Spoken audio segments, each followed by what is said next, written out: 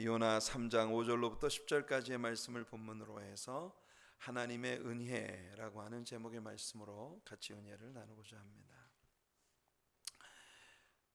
오늘 본문의 첫 번째 구절인 5절 말씀을 보시면요, 니느웨 사람들이 하나님을 믿고 이렇게 이야기를 시작합니다.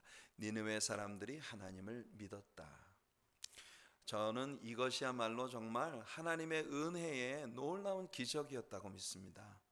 니느웨 사람들이 지금 하나님 앞에 멸망을 목전에 두고 있었던 사람들인데 어떻게 이들이 구원을 받은 것일까요?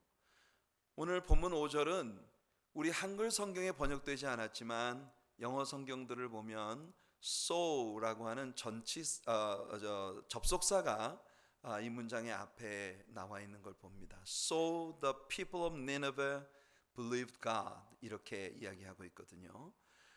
이 so라고 하는 접속사는 그러므로라고 하는 그런 의미를 가지고 있습니다. 그러니까 이 접속사는 이 니느웨 사람들이 하나님을 믿었다고 하는 이 사실이 어떻게 이루어졌는지 그 원인을 그 앞부분에서 제공해 주고 있다는 뜻인데요.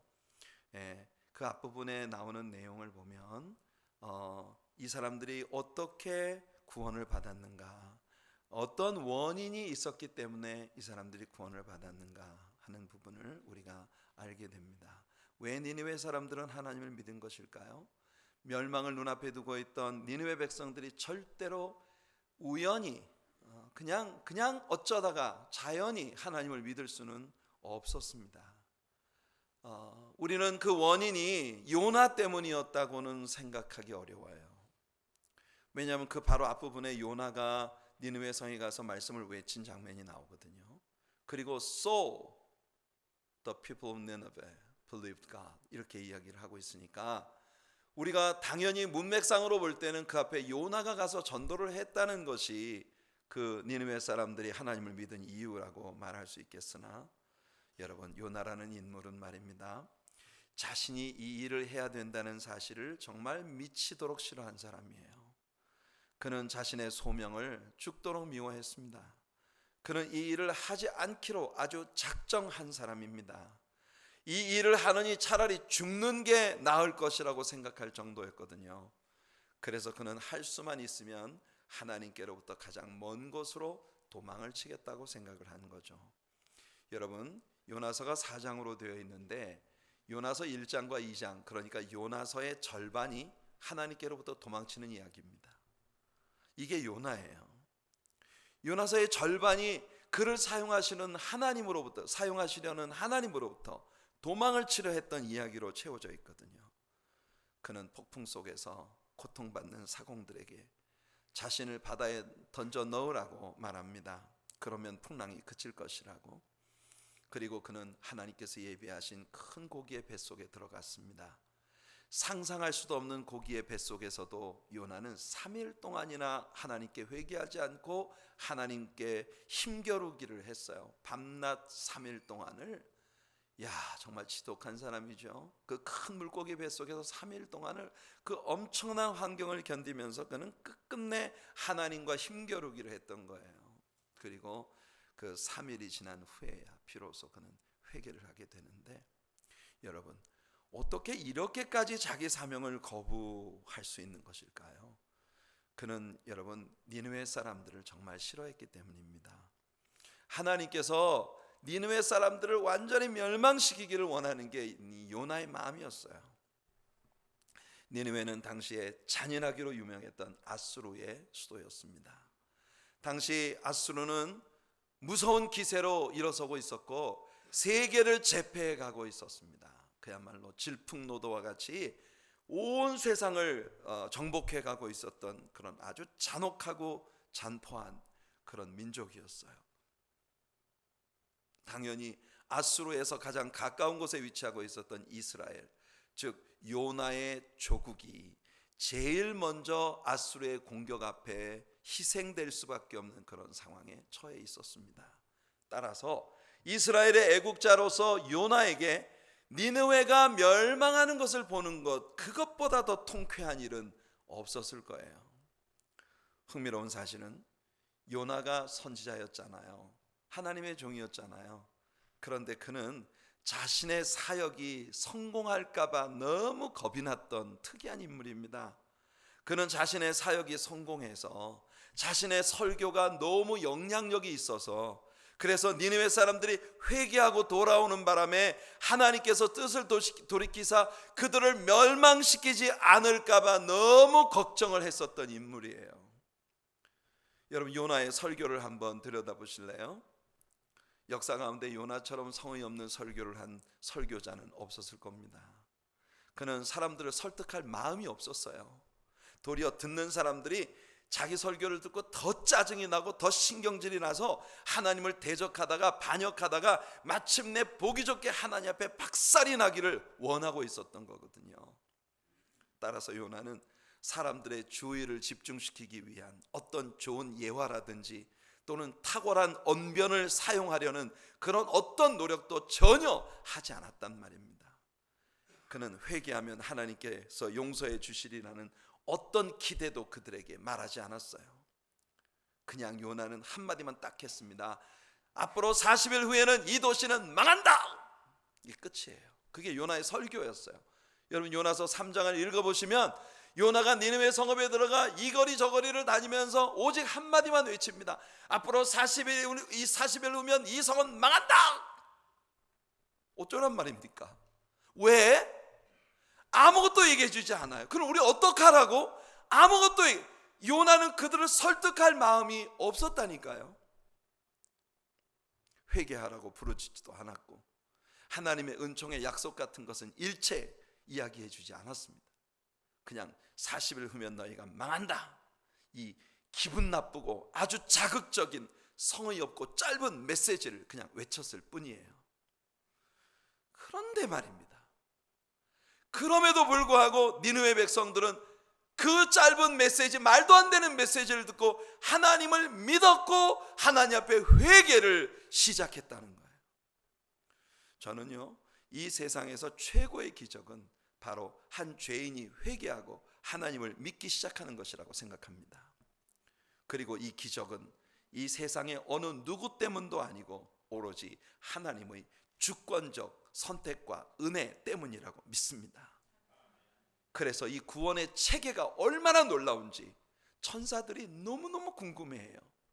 아니, 하나님은 도대체 인간이란 존재를 왜 저렇게까지 사랑하시는 거야?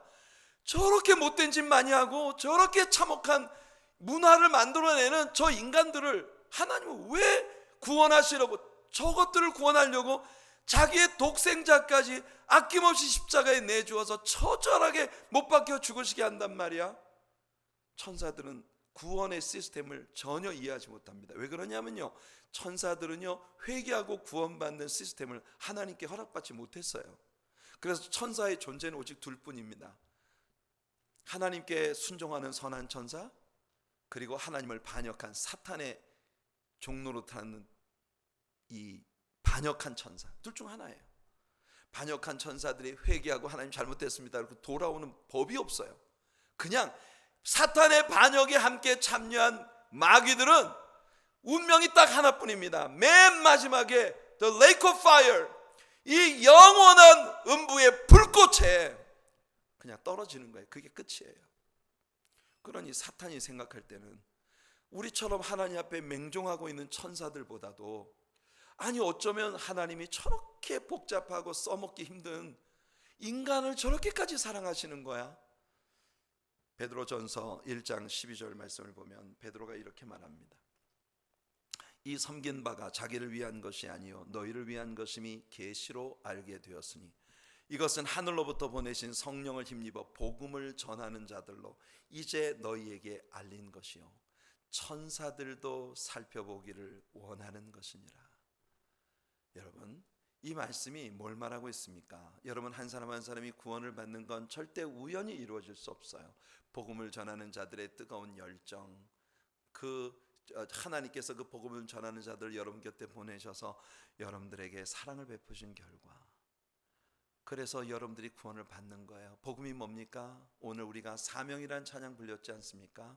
예수님의 그 처절한 십자가가 복음이에요.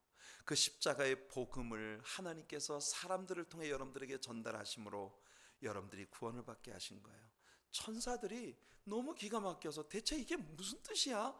하면서 천사들도 살펴보길, 여러분 우리 가끔 천사도 흠모하는 직분을 맡았다 이런 얘기 듣잖아요, 그죠? 그게 무슨 말이냐? 바로 이 말이에요. 천사가 여러분들을 엄청 부러워한다는 거 아십니까? 천사가 여러분들을 너무너무 부러워하세요. 부러워해요. 왜? 그렇게 여러분들은 하나님의 사랑을 받은 분들이란 말입니다. 언젠가 여러분들의 성공이 여러분들의 지혜와 능력으로부터 온 것이라고 생각하신다면 다시 한번 생각해 보시길 바라요. 사람들이 여러분의 전도에 예수님을 영접하게 된다면, 그리고 여러분이 어깨를 우쭐거리며 여러분의 논리와 설득력의 결과로 여러분들이 승리했다고 생각하신다면 다시 한번 생각해 보시길 바랍니다. 제가 여러분들의 어떤 섬김이나 헌신이나 공로를 무시하는 말이 아니에요.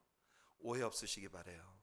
다만 저의 의도는 여러분이 여러분 자신이 마땅히 취할 것 이상의 자리에 여러분을 두지 않으시기를 바라는 겁니다.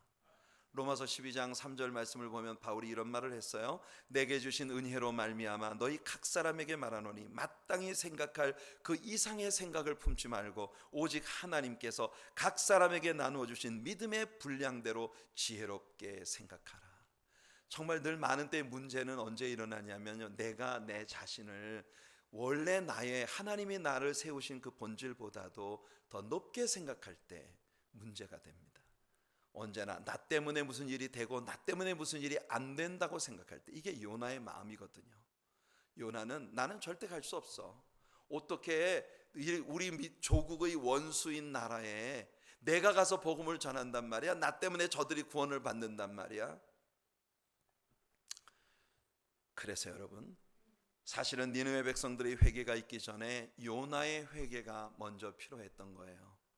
이것은 아주 중요한 사실입니다. 요나가 물고기 뱃속에서 드디어 발견한 게 뭔지 압니까? 그는 그야말로 아주 클래시컬한 진리를 발견한 거예요. 요나서 2장 1절과 9절 말씀에 보면 요나의 회개의 기도가 나오는데요, 이 기도는 정말 중요한 요나의 삶의 전환점을 우리에게 보여주고 있는 것입니다. 요나는 먼저 자신이 스올의 뱃속에서 부르짖고 있다고 말했어요. 스올, 음부 혹은 지옥이라는 의미의 이 스올의 뱃속에, 그러니까 요나는 자기가 지금 지옥의 한복판에 떨어졌구나 이렇게 생각하는 거예요. 이 거대한 물고기의 끔찍한 뱃속에서 사흘을 보냈다고 여러분 한번 생각해 보세요. 거의 화씨 100도에 육박하는 더위에 습도 80% 이상의 환경에 고기가 삼킨 온갖 것들이 썩어가고 있는 그 냄새가 코를 찌르는, 와, 이보다 더 고약한 환경이 있을 수 있을까요? 이 엄청난 고기가 삼킨 그 물풀들이 온 머리에 휘감기고, 미역이나 뭐 이런 것들이 온 머리에 몸에 휘감기고, 이 불쾌한 환경 속에서도 요나는요, 내가 하고 있는 일이 정당하고 옳다고 믿었으니까 3일 동안을 버틴 거예요. 참 이것이 중요합니다. 얼마나 많은데 우리가 정말 하나님 앞에서 우리 자신이 엄청난 고통을 받고 있는데 우리가 몰라요. 이 고통으로부터 벗어나는 첫 번째 길이 내가 무너지는 것이라는 걸. 사흘을 버틴 끝에 드디어 요나는 백기를 들고 있습니다. 요나는 자기를 이 고기 뱃속에 던지신 것이 하나님이시라는 걸 분명히 인식하고 있네요. 그는 주께서 나를 깊음 속 바다 가운데 던지셨나이다 라고 고백하고 있습니다. 그는 하나님의 추적의 손길을 다 알고 느끼고 있었던 거예요. 그리고 요나는 자신이 거짓되고 헛된 것을 숭상했다고 말합니다. 이거 참 중요합니다. Lying vanity, lying vanity. 아주 거짓되고 헛된 것을 숭상해 왔다고 그렇게 하나님께 고백하고 있어요. 무슨 뜻입니까? 자신이 이제까지 그렇게 내세웠던 민족주의, 애국주의, 하나님의 복음조차 전할 수 없었을 만큼 이 마음이 닫혀버리게 만들었던 그 자신의 조국에 대한 애국주의, 민족주의, 이것을 자신이 지금까지 숭상했다는 거예요. 하나님의 부르심에 반대하는 거창한 자신의 철학, 하나님이 행하시는 일에 내가 하나님의 행하시는 그 일의 방향을 바꿀 수 있었다고 믿었던 그 교만, 그것이 다 어디서부터 나왔느냐면 자기가 가지고 있는 소신 때문이었습니다. 나는 우리 민족을 사랑하는 자야. 어떻게 내 민족의 원수인 니느웨에 가서 복음을 전한단 말이야. 난 죽어도 못해. 그러나 여러분, 이것이 사탄의 거짓말이었다는 겁니다. 여러분들이 만일 어떤 주장을 가지고 하나님과 다투고 계시다면 기억하세요. 하나님이 언제나 옳으십니다. 여러분들이 아무리 거창하고 아무리 정당한 주장을 가지고 있다 하더라도 여러분은 하나님을 이길 수 없어요. 하나님 생각이 언제나 맞으십니다. 그래서 요나는 마침내 하나님 앞에 고백합니다. 내가 감사의 제사를 드리며 서원을 주께 갚겠나이다. 그리고 요나는 기막힌 고백을 합니다. 구원은 오직 여호와께 속한 것입니다. 여러분, 요나의 이 고백은 뭡니까? 내가 하든지 안 하든지 하나님은 당신이 하실 것을 하신다는 거예요. 하나님이 니느웨 백성들을 구원하기로 작정하셨다면 내가 하든지 안 하든지 하나님은 하실 것입니다. 그런데 하나님의 그 위대하신 역사를 위해 나를 쓰시겠다는데 내가 그걸 알량한 내 자신이 가지고 있는 철학과 자존심 때문에, 그리고 애국주의라고 포장되어진 하나님 앞에서의 고집 때문에 내가 이걸 거부해 왔다는 것을 요나는 처절히 하나님 앞에 내려놓고 있는 것이에요. 요나가 이 깨달음에 당도했을 때 하나님은 물고기를 명하셔서 다시금 요나를 토하게 하십니다. 그것도 도보로 니느웨까지 갈 수 있는 아주 지근거리, 그러니까 요나가 처음부터 갔었어야 할 사명지 바로 가까운 곳에 그를 토해 놓으신 거예요. 사랑하는 성도 여러분, 우리는 언제나 너무나 큰 은총에 가까이에 살고 있는 사람이라는 걸 아십니까? 예수님의 양옆에 달렸던 강도들을 한번 생각해 보세요. 두 사람은 동등하게 사망에 가까이 있었습니다. 동시에 구원에 가까이에 있었어요. 바로 그들 곁에 구원의 주님이 계셨으니까요. 그러나 한 사람은 구원을 받았고 한 사람은 영원히 잃어버린 바 되었습니다. 어떻게 그 구원받은 강도는 예수님이 구원을 베푸실 왕이시라는 걸 알아보게 되었을까요? 심지어 제자들마저도 이 시점까지는 예수님을 온전히 이해하지 못했단 말이에요. 예수님의 십자가 사건까지도 제자들은 예수님을 온전히 믿지 못했습니다. 그런데 이 강도는 어떻게 예수님을 그 말할 수 없는, 여러분 참혹하게 십자가에 매달려 있는 그 끔찍한 상황 속에서 자기 옆에서 벌어지는 예수님에 관한 이야기들과 예수님의 말씀들을 보면서 저분이 나의 구원자시라는 사실을 깨닫게 되고, 그리고 주여 주의 나라에 들어갈 때 나를 기억하소서 라고 예수님을 주로 고백하는 엄청난 믿음의 고백이 그에게 들어온 겁니다. 사랑하는 성도 여러분, 이것은 다섯 사람 사울의 회심에서 더욱 분명해집니다. 바울은 이제까지 자신이 고수해 오던 정통 유대주의, 바리새이주의 같은 철학들이 하나님을 매우 기쁘시게 하는 것이라고 믿어왔어요. 그게 정말 굳은 믿음이었어요. 내가 가지고 있는 바리새적 율법주의, 이것이 바로 하나님을 기쁘시게 하는 것이다. 인간적으로 그는 하나님께 가장 가까이에 있는 자로 모든 사람에게 여겨지고 있었습니다. 하지만 알고 보니 그는 하나님의 원수였습니다. 얼마나 비극적인 일이에요. 나는 하나님께 가장 가까이 있고 하나님이 가장 기뻐하시는 일을 위해 나는 정말 하나님이 나에게 시키신 그 일을 하고 있다고 믿었는데 알고 보니 그는 지금 하나님의 원수로 행하고 있는 거예요. 하나님은 그를 넘어뜨리셨습니다. 담에색으로 살기가 등등해서 내려가던 그를 엄청난 밝은 빛과 병력 같은 음성으로 하나님은 그의 삶의 모든 주권이 하나님께 소유되었다는 사실을 그에게 선포하신 거예요. 바울은 즉시 예수님의 주되심과 그의 말씀에 순종하는 것이 내 인생의 진정한 의미라는 사실을 깨닫게 됩니다. 이것이 복이죠. 하나님은 바울에게 은혜를 베푸셨고 바울은 아멘으로 받았습니다. 그것이 바울의 삶을 순간적으로 바꾸어 버린 거예요. 사랑하는 성도 여러분, 하나님께서 이사야에게 이렇게 선포하신 것이 얼마나 명확한 진리입니까? 이사야 55장 6절로 9절을 보시면, 너희는 여호와를 만날 만한 때에 찾으라. 가까이 계실 때 그를 부르라. 악인은 그의 길을, 불의한 자는 그의 생각을 버리고 여호와께로 돌아오라. 그리하면 그가 긍휼히 여기시리라. 우리 하나님께로 돌아오라. 그가 너그럽게 용서하시리라. 이는 내 생각이 너희 생각과 다르며 내 길은 너희의 길과 다름이니라. 여호와의 말씀이니라. 이는 하늘이 땅보다 높음같이 내 길은 너희의 길보다 높으며 내 생각은 너희의 생각보다 높음이니라. 성도 여러분, 한번 생각해 보세요. 만약 우리가 지금 이 시대에 니느웨라는 도시에 선교를 하러 간다고 생각해 봅시다. 거기에는 많은 위험이 따를 것이며 우리는 심각하게 기도하며 전략을 수립해야 할 것이에요. 어떻게 커다란 집회 장소를 물색할 것인지, 그리고 그에 필요한 재정을 어떻게 확보할 것인지 우리는 많은 고민을 하겠죠. 그리고 우리는 그 집회에 많은 사람들이 모일 수 있도록 광고를 할 것이고, 어쩌면 미리 그곳에 정착한 현지 선교사님들과 전략을 세워 우리의 집회를 위한 리더십 교육을 먼저 시작해야 할 것입니다. 어떻게 그 큰 규모의 도시 전체를 복음화할 수 있을까? 어쩌면 수백만 달러의 재정이 필요하다는 생각을 우리는 할 겁니다. 그리고 수년 동안에 걸친 체계적인 스트래티지가 필요할 것이라고 우리는 생각할 겁니다. 전략적인 선교를 해야 한다고. 그런데 말입니다, 이런 생각을 가지고 있는, 충분히 이런 생각을 가지고 있는 현대 교회 우리 성도들에게 누군가가 와서 이렇게 말한다 합시다. 그냥 이렇게 복잡하게 생각할 거 없어요. 무슨 수백만 달러가 필요합니까? 전략은 무슨 전략?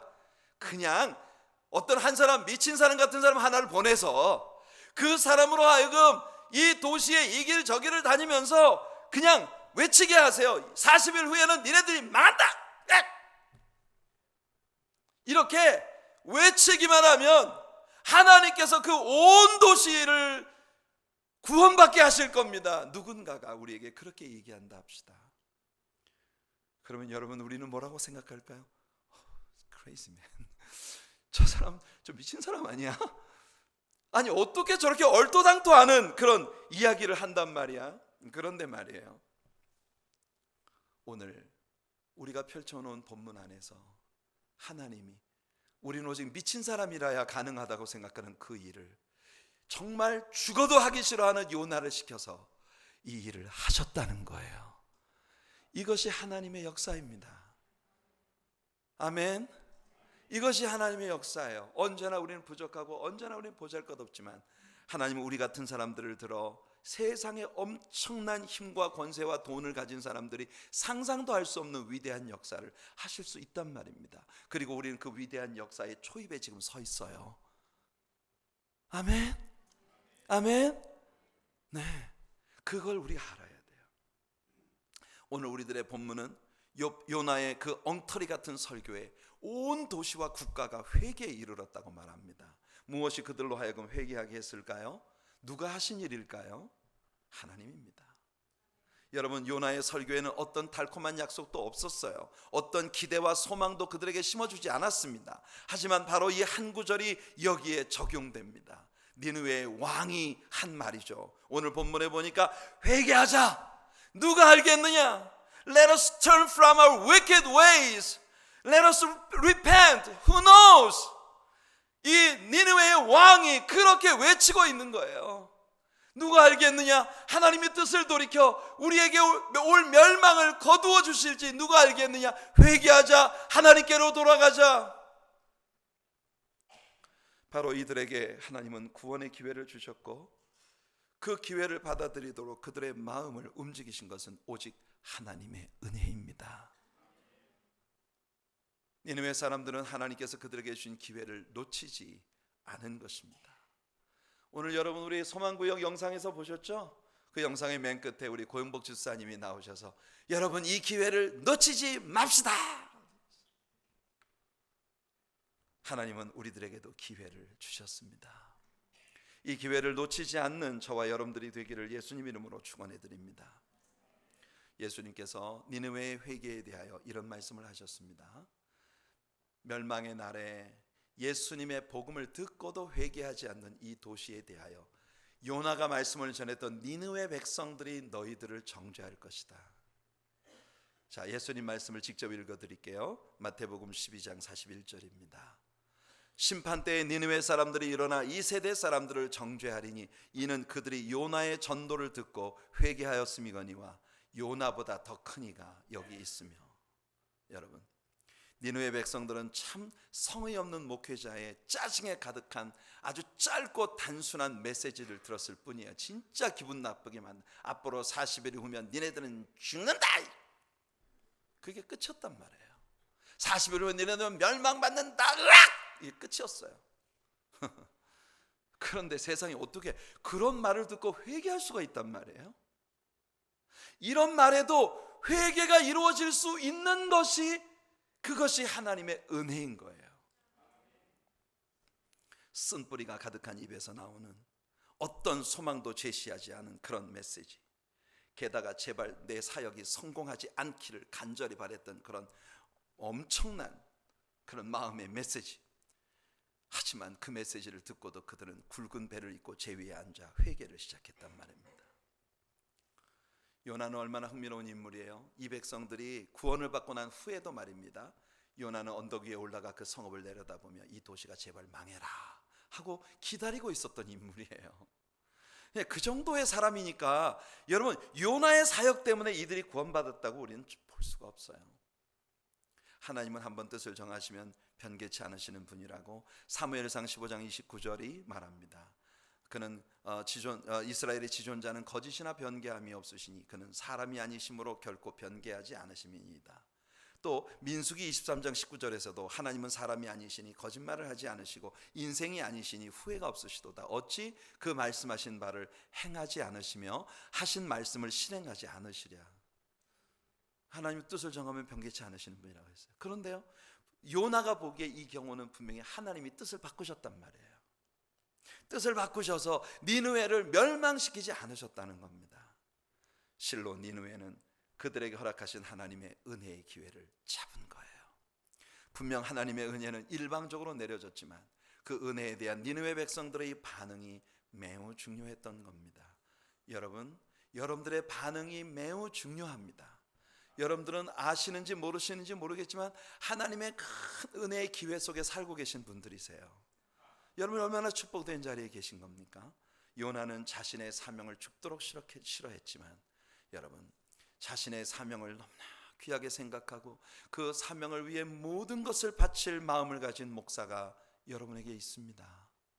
요나는 제발 자신의 사역에 성공하지 못하기를, 그래서 그 설교를 듣는 백성들이 절대로 구원받지 못하기를 아주 바라고 바랬던 인물이지만 여러분에게는 오직 여러분이 그 말씀에 귀를 기울이고 올바르게 그 말씀을 반응하고 적용하여 반드시 구원과 축복에 이르기를 그 무엇보다도 소원하는 목사가 있습니다. 여러분, 요나는 참으로 성의 없이 오히려 짜증과 반발을 유발하기 위한 의도적인 설교를 내뱉었지만 여러분에겐 매주 수시간씩 여러분들에게 온갖 노력을 기울여 준비하고 열정을 다해 외치는 목사가 있습니다. 일단 그것만 놓고 보더라도 여러분들은 니느웨 사람들보다 1000만 배 더 구원과 복을 받아야 될 분들이세요.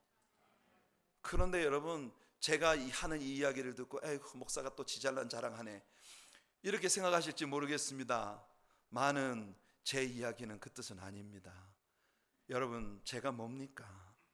제가 뭐라고 제가 여러분들에게 수고를 함으로써 여러분들을 구원한단 말입니까? 말도 아닌 소리 하지 마십시오. 제가 여러분들에게 무슨 그렇게 영향을 미칠 수 있는 설교자라고, 제가 무슨 그렇게 대단한 목사라고, 저는 아닙니다. 저를 이 시간 사용하시는 하나님의 은혜일 뿐입니다. 하나님께서 여러분들을 사랑하시기 때문에, 하나님께서 여러분들을 사랑하시기 때문에 하나님께서 이 말씀을 오늘 듣게 하시는 거예요. 여러분, 심판날에 니느웨 백성들이 하나님의 말씀을 듣고도, 예수님의 말씀을 직접 듣고도 은혜 가운데 들어오지 못했던 너희들을 정죄하리라는 예수님의 이 말씀 속에 담긴 예수님의 그 답답하고 안타까운 마음을 여러분 이해하실 수 있겠습니까? 우리는 예수님, 요나보다 훨씬 크신 예수님을 나누고 있어요. 예수님께서 제게 주신 메시지는 바로 그런 것입니다. 이 이야기는 예수님의 이야기입니다. 우리는 정말 니느웨 성읍 백성보다 더 큰 은혜를 받은 사람이죠. 은혜의 하나님의 엄청난 사랑을 우리는 받고 사는 사람들이니까 우리는 요나서에서 하나님의 은혜를 배웁니다. 하나님은 실로 은혜의 하나님이셨어요. 그런데 우리는 자칫 말입니다, 요나서에서 오직 니느웨 백성들만을 향한 하나님의 은혜밖에는 보지 못할 수 있습니다. 그런데 여러분, 절대로 놓쳐서는 안 되는 부분이 있어요. 우리가 이 책에서 절대 놓치지 말아야 하는 건 하나님의 은혜가 사실은 이 책 전체를 통해서 요나라는 인물을 향하고 있었다는 겁니다. 생각해 보세요. 요나는 얼마나 고집불통이었고 요즘 애들 말로 꼴통이었습니까? 요나는 정말 꼴통이었어요. 죽여라, 죽여! 나 죽이면 니네들이 평안해질 거야. 뱀이 창에 들어서 에라 될 대로 내라고. 하여튼 요나가 행동하는 걸 보면요, 정말 꼴통, 그런 꼴통 없었어요. 좀 별로 그렇게 듣기 편치 않은 단어를 제가 사용해서 죄송합니다만 정말 그렇게밖에 그는 정말 고집불통, 하나님이 쓰시기에 너무너무 까다롭고 어려운 존재예요. 그런데 하나님 그를 버리지 않으셨다는 겁니다. 제가 하나님이었다면 정말 아니 꽂고 더럽고 치사해서, 야, 너 아니면 내가 쓸 사람 없을 줄 알아? 아이고 참 웃기고 있네. 아마 애당초 요나를 버리고 딴 사람 들었었을 거예요. 하지만 이 책에서 내내 하나님의 최고의 관심은요, 집요하게 요나를 향하고 있었습니다. 오직 요나를 위해 다시스로 가는 배를 적시에 예비하셨고, 또 요나를 위해 큰 물고기를 예비하셨고, 요나를 위해 풍랑을 예비하셨고, 요나를 위해 박넝쿨을 예비하시고, 요나를 위해 벌레를 예비하셨습니다. 정말 지독하게 반항하는 요나에게 하나님은 일일이 답변해 주시고 대화해 주시면서 요나를 설득하고 계십니다. 이 얼마나 큰 사랑입니까? 끝내 이렇게 불평하고 원망하고 차라리 죽여달라고 아우성을 치던 그 요나가 결국 하나님께서 주신 사명을 감당하고야 말았습니다. 얼마나 아름다운 일이에요. 이 얼마나 하나님께서 요나에게 큰 은혜를 베풀어 주신 거예요. 혹시 여러분은 지금 하나님과 어떤 관계 속에서 신앙생활하고 계신가요? 요나처럼 반항하고 계시진 않나요? 요나처럼 잔뜩 화가 나서 주께서 시키신 일들을 거절하고 있지는 않나요? 철저히 이기적이고 세상 홀로 나만 의인이라는 생각을 가지고 하나님께서 가르치시는 인내의 교훈에서 벗어나 고립된 삶을 살아가고 계시진 않나요? 그게 요나의 모습이었거든요. 엄청난 물고기의 배에 제일 밑창에까지 내려가 홀로 고독한 그 어둠 속에서 하나님과 싸우고 있는 요나를 생각해 보십시오. 저는 이번 신약 통독에 함께 참여하면서 마가복음을 통독할 때 정말 너무나 귀한 진리를 기억하게 되었습니다. 마가복음 10장 17절로부터 22절까지의 말씀을 보시면 한 부자 청년이 예수님께 와서 내가 무엇을 하여야 영생을 얻겠느냐고 묻는 장면이 나옵니다. 예수님은 먼저 모세의 율법을 제시하시며 그걸 지키라 하십니다. 그러자 이 청년은 정말 아주 내가 이거 의기양양하게 대답하기를, 이런 계명은 내가 어려서부터 다 지켰나이다 합니다. 그러자 예수님은 내게 아직도 한 가지 부족한 것이 있으니 가서 내게 있는 것을 다 팔아 가난한 자들에게 주라. 그리하면 하늘에서 보화가 내게 있으리라 라고 말씀하십니다. 성경은 우리들에게 말합니다. 이 청년은 큰 부자인 고로 근심하며 예수님을 떠나갔다고 말하고 있습니다. 성도 여러분, 만약 여러분이 예수님께로부터 이런 말씀을 들었다면 어떻게 생각하실까요? 이 부자는 이렇게 생각한 거예요. 예수님의 관심은 내 주머니에 있는 돈에 있으시구나. 예수님은 저 가난한 자들에게 관심이 있고 하나님의 위대한 역사를 성공하시기 위하여 나를 이용하려 하시는구나. 이것이 우리가 일견 하나님께서 우리들에게 희생을 요하시는 어떤 말씀을 주실 때 우리들에게 떠오를 수 있는 말씀입니다. 하지만 마가는 우리들에게 아주 중요한 이야기를 전해줍니다. 이 젊은 부자 청년은 이 부분을 깨닫지 못했던 거예요. 마가는 우리들에게 아주 중요한 디테일을 툭 던져줍니다. 이 말씀의 앞부분에 예수께서 그를 보시고 사랑하사 이르시되, 예수님께서 내 가진 것을 팔아 가난한 자들에게 나눠주라고 말씀하시기 전에 예수님은 그를 지극히 사랑하셔서 그에게 이 말씀을 하셨다고 말하고 있는 거예요. 성도 여러분, 예수님이 사랑하신 것은 그 젊은 부자의 주머니에 있는 돈이 아닙니다. 그 젊은이 자신이었어요. 그래서 예수님이 그토록 하고 싶어 하시는 일을 예수님은 그 젊은이에게 시키신 겁니다. 이것이 요나서에서 우리가 읽어야 하는 구도예요. 여러분 착각하지 마세요. 여러분들이 대단해서 하나님이 여러분을 쓰신다고 하시는 게 아닙니다. 하나님은 누구를 통해서도 그 일을 하실 수 있어요. 하지만 여러분들에게 그 일을 하도록 요구하시는 이유는 뭐냐? 여러분을 사랑하시기 때문입니다. 하나님은 여러분들을 사랑하세요. 그게 전부입니다. 하나님의 관심은 니느웨 백성들에게 있구나. 어떻게 나와 내 조국은 하나님의 안중에도 없구나. 이런 일로 분노하고 있었던 요나의 마음속에 하나님께서 끊임없이 요나서를 통틀어 가르쳐 주시는 것이 뭐냐? 요나야, 난 널 사랑해. 그렇기 때문에 내가 너무나 애원하는 그 일을 네가 해주길 바라는 거야. 본래 사랑하는 사람에게 가장 중요한 일을 부탁하는 겁니다. 이 책을 꼼꼼히 읽어보세요. 이 책의 매 구절마다 구구절절 요나를 사랑하시며 귀히 여기시며 사랑스럽게 바라보시는 하나님의 손길이 고스란히 느껴지고 있습니다. 성도 여러분, 하나님의 최고의 관심은 여러분에게 있습니다. 하나님은 여러분과 사귀고 싶어 하시고 여러분과 교제하기 원하시고 여러분이 할 수 있는 그 어떤 일이 중요한 거 아니에요. 여러분이 하나님과 사랑에 빠지는 것. 만일 여러분이 하는 일이 하나님과 사랑에 빠지는 일을 방해한다면 그것조차 내려놓으세요. 하나님 먼저 여러분과 하나님이 사랑에 빠지길 원하시고 계십니다. 나중에 보면 말이에요, 그렇게 안 간다는 사람 억지로 시켜서 니느웨에 보냈는데 그 니느웨는 어떻게 됩니까? 여러분, 아수르라는 나라는요 역사 속에서 흔적도 없이 사라졌어요. 한때였어요. 하나님께서 니느웨에 은총을 베풀어 주신 건 한때였고 그 정말 기막힌 한때에 요나가 쓰임을 받은 거예요. 하나님의 기회가 언제나 계속되지는 않습니다. 하나님은 요나서를 통해 하나님의 원수들에게도 동등한 사랑과 기회를 주신다는 걸 우리에게 보여줍니다. 그 위대하신 계획을 위해 요나가 쓰임을 받은 것이에요. 하나님 요나서 전체를 통해 요나에게 은혜를 베풀어 주셨어요. 그 하나님의 은혜가 지금 우리 하나님의 사랑교회와 이 교회에 나와 주일 예배를 드리는 저와 여러분들을 향하고 있습니다. 잡아야 하지 않겠어요? 잡아야 하지 않겠습니까? 붙들어야 하지 않겠습니까? 사랑하는 성도 여러분, 이제 우리를 향한 하나님의 은혜에 반응하도록 합시다. 나를 부르신 이가 하나님이십니다. 나를 구원하신 이도 하나님이십니다. 그리고 나를 보내시는 이도 하나님이십니다. 내가 살아가는 모든 이유는 바로 하나님 때문입니다. 하나님의 은혜에 반응하는 저와 여러분들이 되기를 바랍니다. 요나처럼 하나님의 마음에 무관심한 채 오직 내 마음만 세우며 살아가서는 안 되지 않겠습니까? 하나님을 사랑하시나요?